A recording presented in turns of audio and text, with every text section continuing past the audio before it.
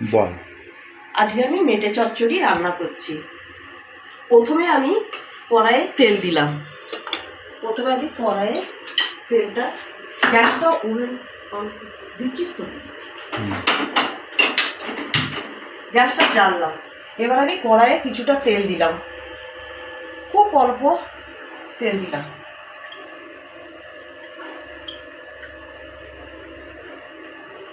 কড়াই আমি অল্প তেল দিলাম। এইবার এর মধ্যে আমি হলুদ আর লঙ্কা গুঁড়ো দিয়ে দিলাম।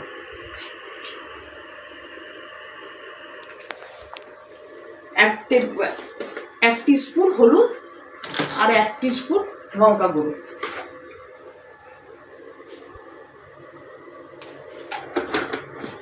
দিয়ে দিলাম। এইবার আমি কড়াইয়ে কুচনো লম্বা লম্বা করে কুচনো পেঁয়াজগুলো দিয়ে দিলাম। তেলটা গরম হলো, এবার আমি কড়াইয়ে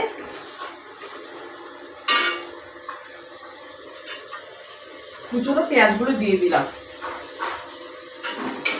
এবার একটু ভাজা ভাজা হবে, এই একটু ভাজা ভাজা হচ্ছে।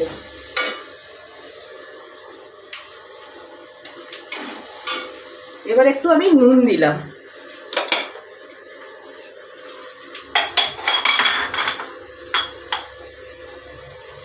একটু নুন দিলাম।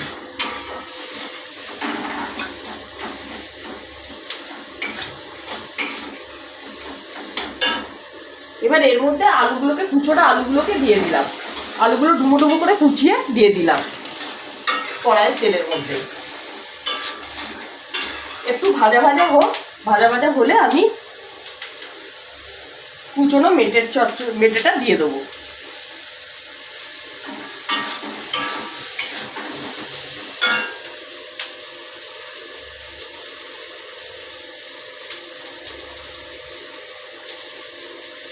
এখন দর্শক বন্ধুরা, আপনারা দেখতে থাকুন যে আমি কড়াইয়ে পেঁয়াজ আর আলুটা বেশ করে ভেজে নেব।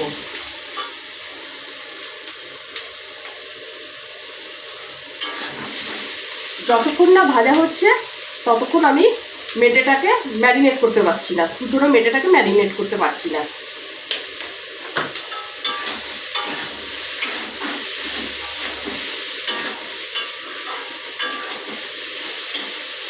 এবার আমার এটা ভাজা হয়ে গেছে। এবার আমি মেটেটাকে ম্যারিনেট করব। আমি প্রথমে 2 টেবিল স্পুন আদা বাটা, পেঁয়াজ বাটা, লঙ্কা বাটা, টমেটো বাটা সব দিয়ে 3 টেবিল স্পুন আমি এটা দিলাম। 4 টেবিল স্পুন দিলাম, দিয়ে এটাকে ম্যারিনেট করব। একটু তার মধ্যে লঙ্কা গুঁড়ো দেবো আর হলুদ দেবো।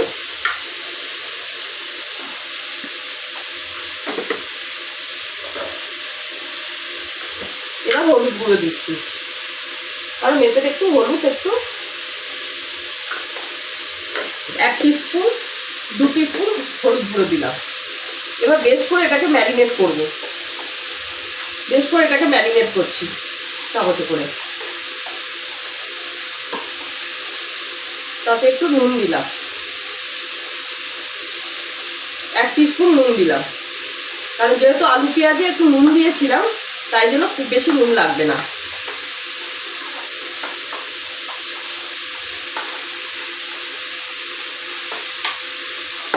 এবার আমি কড়াই আলু পেঁয়াজগুলোকে বেশ করে ভাজতে থাকলাম। যতক্ষণ না ভাজা হচ্ছে ততক্ষণ আমি ম্যারিনেট করে মেটেটা দিতে পারছি না।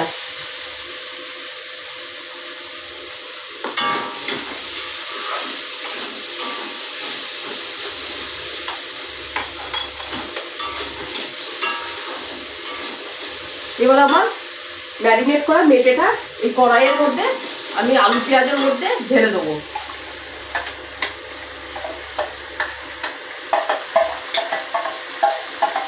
দর্শক বন্ধুরা, আপনারা দেখতে থাকুন। এটা আপনারা বাড়িতে পেস্ট করে এটা রাখতে পারেন। এটা তো 2-3 দিন বা 1 সপ্তাহ দিন রাখতে পারেন। এই আদা বাটা, পেঁয়াজ বাটা, রসুন বাটা আর টমেটো বাটা, লঙ্কা বাটা, এইটা পেস্ট করে রেখে দিতে পারেন, যে কোনো তরকারিতে এটা খুব কাজে লাগে। এটা 3-4 দিন বা 1 সপ্তাহ ভালোভাবে এটা থেকে যায়। একবারে 1 কন্টেনার করে রাখবেন, এতে আপনাদের রান্না সবসময় সুবিধা হবে, যে কোনো রান্নায় এই রেসিপিটা দিতে পারেন। এবার একটু জিরে গুঁড়ো দেবো, জিরে আর ধনে গুঁড়ো দেবো, এটা আমার গুঁড়োনোই থাকে এবং সেটা আমি 1 টেবিল স্পুন দেবো।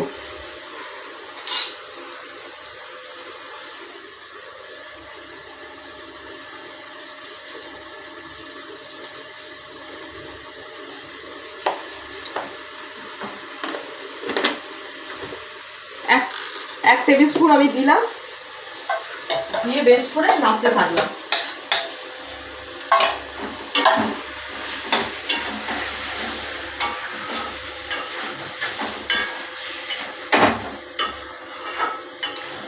দর্শক বন্ধুরা, আপনারা ভালোভাবে দেখতে থাকুন, এটা খুব সহজ রেসিপি।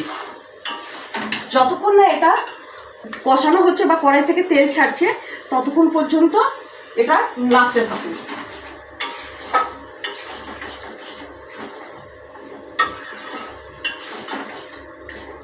আপনারা এই রেসিপিটা ভালো করে দেখতে থাকুন।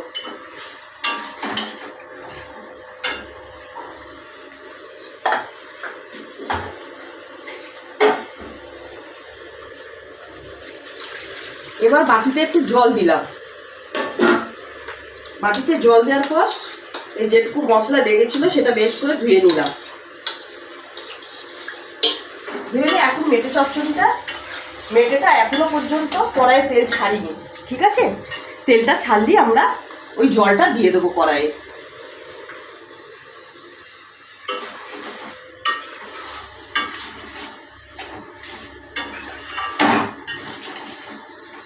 যত এটা কষতে থাকবে তত জিনিসটা বেশ খেতে টেস্টফুল হবে।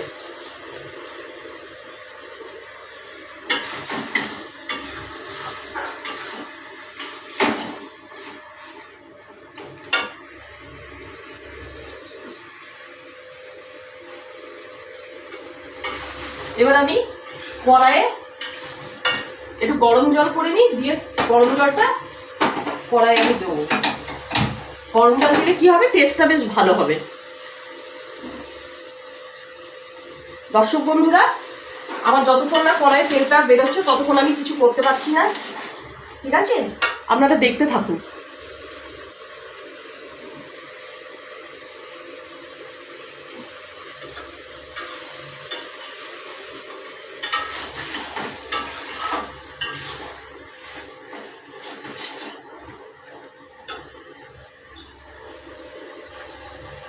বাটিতে জল গরম হচ্ছে, জল গরমটা একটু হয়ে গেলে আমি কড়াইয়ে ঢেলে দেবো, ঢেলে দিয়ে আমি কড়াইয়ের ইয়েটা চাপা দিয়ে দেবো।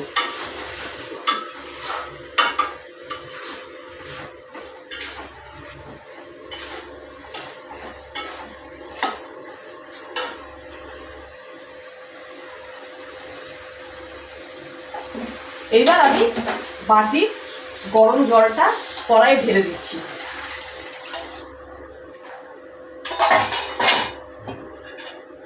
কড়াইয়ে ঢেলে দিয়ে এবার আমি নাড়তে থাকছি।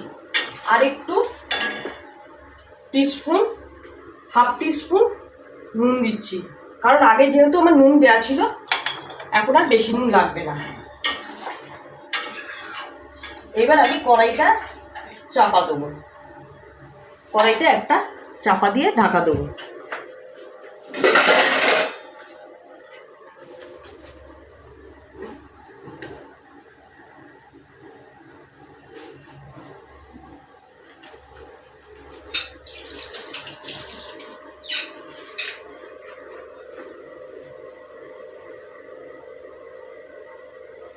দর্শক বন্ধুরা, একটু হতে একটু টাইম লাগবে, যতক্ষণ না ওটা গ্রেভি মতন হবে ততক্ষণ আমি ওটাকে নামাতে পারবো না, তাহলে টেস্টফুল হবে না।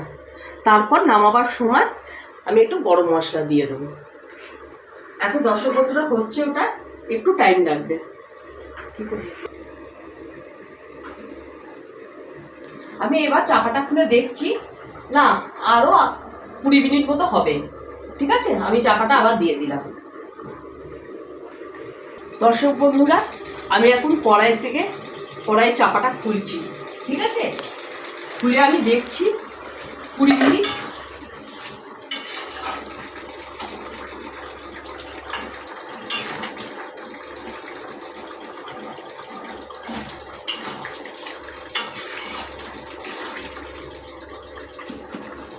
আবার একটু চাপাটা দিচ্ছি, এখনই আমার আর 5 মিনিট লাগবে।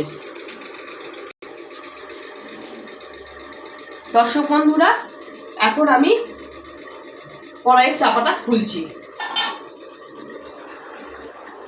কড়াইয়ের চাপাটা খুলে এখন আমি দেখছি বেশ গ্রেভি গ্রেভি, একটু ঝোল ঝোল মতো একটু থাকবে গ্রেভি। আর একটু ঝোল ঝোল মতো থাকলে কি হয়, রুটি দিয়ে খেলে একটু গ্রেভি মতো করলে হয়, যদি ভাত দিয়ে খাবেন তো একটু ঝোল ঝোল মতো রাখবে।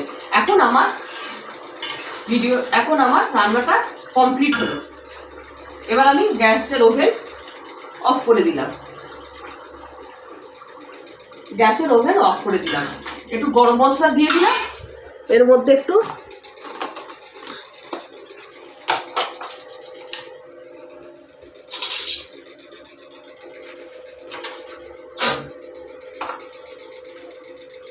আমি হাফ টিস্পুন গরম মশলা দিয়ে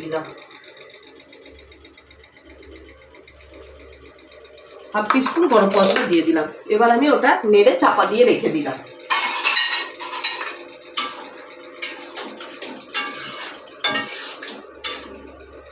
এবার আমি কড়াইয়ে চাপাটা দিয়ে রেখে দিলাম, যখন খাবো তখন এটা আমি সার্ভ করব। দর্শকবৃন্দরা, যদি আমার ভিডিওটি ভালো লাগে একটা সাবস্ক্রাইব করবেন, কারণ এই রান্নাটা খুবই সুন্দর। আপনারা খেয়ে দেখবেন, দেখে আমাকে বলবেন যে কেমন লাগলো। ঠিক আছে, আজকের মতো এখানেই শেষ। আবার পরে একটা ভিডিও করব, সেটা হচ্ছে সফট রুটি বানাবো, কারণ এইটা দিয়ে আজকে আমরা সফট রুটি দিয়ে খাবো। এই মেটে চচ্চড়িটা সফট রুটি দিয়ে খাবো। আর কিছুক্ষণ পরে আমরা সফট রুটিটা বানাবো। আপনাদের ভালো লাগলে একটা সাবস্ক্রাইব করে দেবেন। দর্শকবৃন্দরা, বারবার বলছি, আপনারা করে দেখবেন বাড়িতে নিজেরা। খুব সহজ রেসিপি এবং অতি অল্প খরচে এটা হয়ে যায়। রাখি দর্শকবৃন্দরা, আজকের মতো এখানে বারবার পরে যখন সফট রুটিটা বানাবো তখন আপনাদের দেখাবো।